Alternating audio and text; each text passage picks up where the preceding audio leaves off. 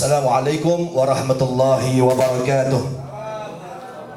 Bismillah walhamdulillah wassalatu wassalamu ala rasulillah wa ala alihi washabihi wa mawalah. Kepada para alim ulama, para kiai, para tokoh, para penasihat hukum, mobil khusus keluarga besar HRS Center, dan semua kawan-kawan media yang hadir pada kesempatan siang hari ini.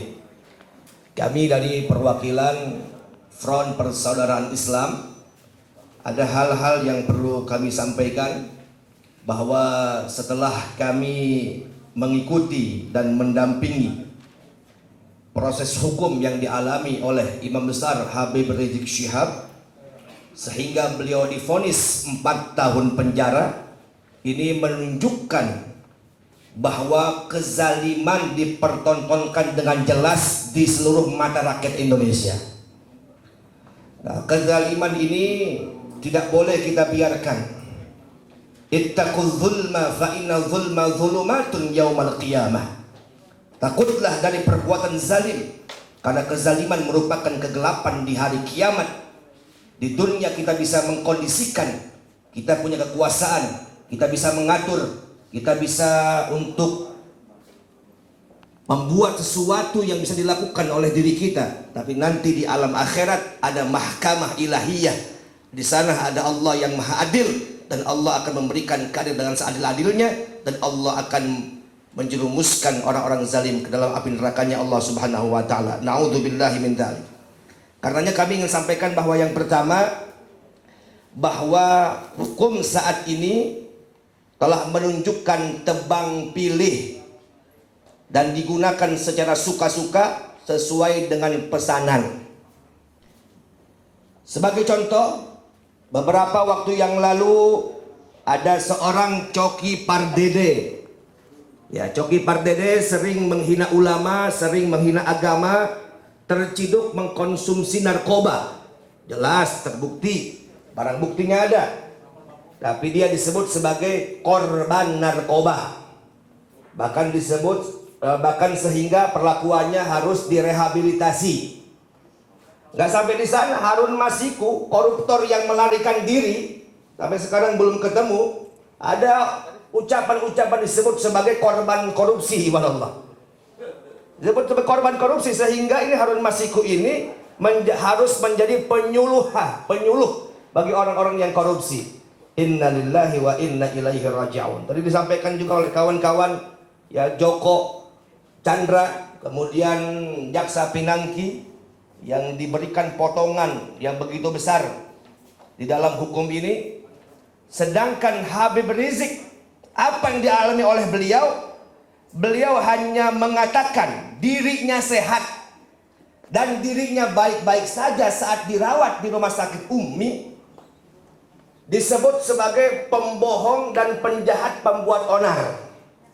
Tapi yang jelas-jelas tadi itu, yang menghina ulama, terciduk narkoba, yang koruptor, itu nggak disebut seperti itu, ya. Sedangkan Habib Rizik mengatakan dirinya sehat, tapi beliau disebut sebagai pembohong dan penjahat, pembuat onar. Sehingga apa yang dihadapi oleh Habib Rizik? Yang pertama, beliau ditangkap, diadili, dan divonis 4 tahun penjara. Yang kedua, organisasi Front Pembela Islam dibubarkan. Yang ketiga, 6 pengawal dari Laskar Front Pembela Islam diculik, disiksa, dan dibunuh. Di mana akal sehat kita, ibadah Allah? Di mana keadilan? Nah, oleh karena inilah yang harus kita perjuangkan untuk senantiasa terus lawan kezaliman sampai tetes darah penghabisan kita, ibadah Allah. Allahu Akbar. Oleh karenanya kami alhamdulillah beberapa waktu yang lalu sudah menyampaikan di depan media terkait pernyataan terbuka habaib dan ulama serta tokoh dan aktivis Islam bersama pimpinan pesantren dan majelis taklim, yang isinya adalah menuntut penegakan keadilan agar membatalkan putusan Majelis Hakim Pengadilan Negeri Jakarta Timur terhadap Habib Rizik Syihab, Habib Hanif Al-Attas, dan Dr. Andi Tatat dalam kasus prokes RS Ummi. serta memutuskan terhadap Habib Rizik, Habib Hanif, dan Dr. Andi Tatat dengan putusan bebas murni demi hukum tanpa syarat apapun, karena kental bermuatan politis dan sangat mencederai akal sehat dan hati nurani, serta meruntuhkan akhlakul karimah dan nilai keadilan, sehingga kami khawatir bahwasanya vonis yang sangat keliru tersebut akan mencoreng wajah lembaga pengadilan di mana rakyat, serta menjatuhkan wibawa pengadilan di hati bangsa Indonesia.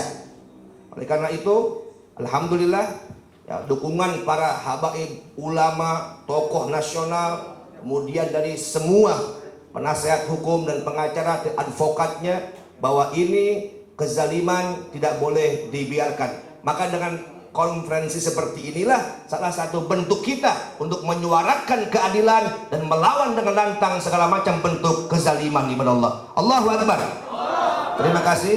Assalamualaikum warahmatullahi wabarakatuh.